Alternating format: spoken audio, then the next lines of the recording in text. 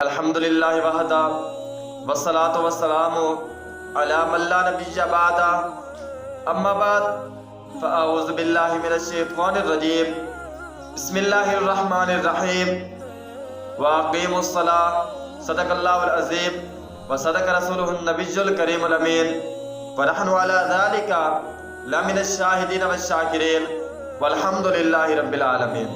اللہ رب العزت خالق کائنات مالک کائنات نے قرآن پاک کے اندر ارشاد فرمایا وَأَقِیمُوا الصَّلَاةَ، تم نماز قائم کرو۔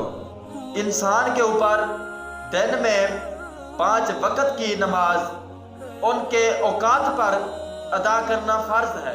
ہر انسان پر دن میں 5 مرتبہ نماز ادا کرنا فرض ہے۔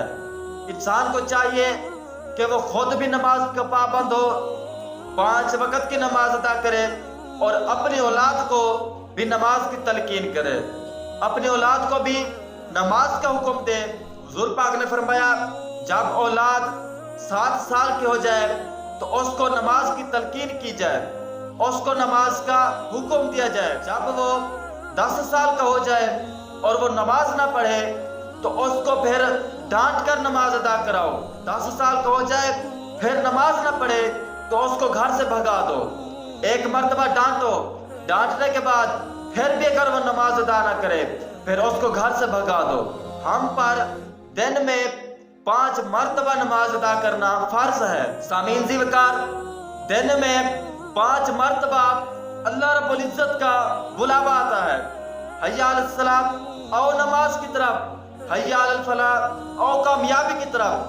تو لوگ اس اعلان کو سننے کے بعد بھی نماز کی طرف نہیں آتے، کامیابی کی طرف نہیں آتے۔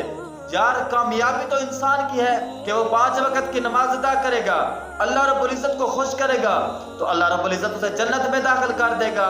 اگر وہ نماز ادا نہ کرے گا تو پھر اس کو تو جہنم میں داخل کر دے گا۔ مساجد میں یا مدارس میں اعلان ہو جائے کہ حضرات فلاں شخص کی بیوی فوت ہو گئی ہے، فلاں شخص کی بیٹی فوت ہو گئی ہے، فلاں کا بچہ فوت ہو گیا ہے۔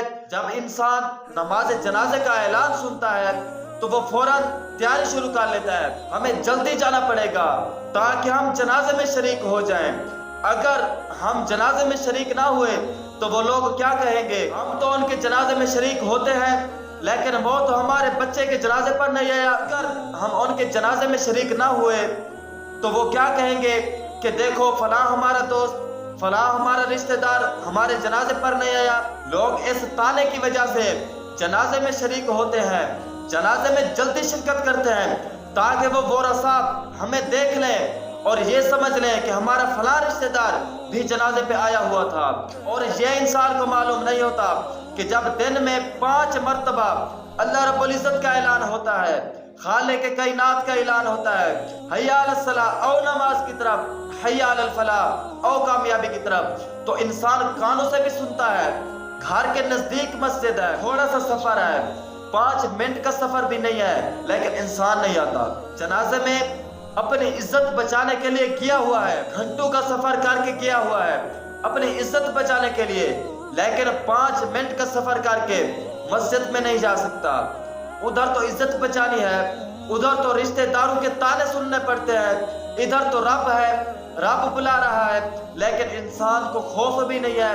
دعا ہے کہ اللہ رب العزت ہم سب کو 5 وقت کی نماز باجماعت ادا کرنے کی توفیق عطا فرمائے۔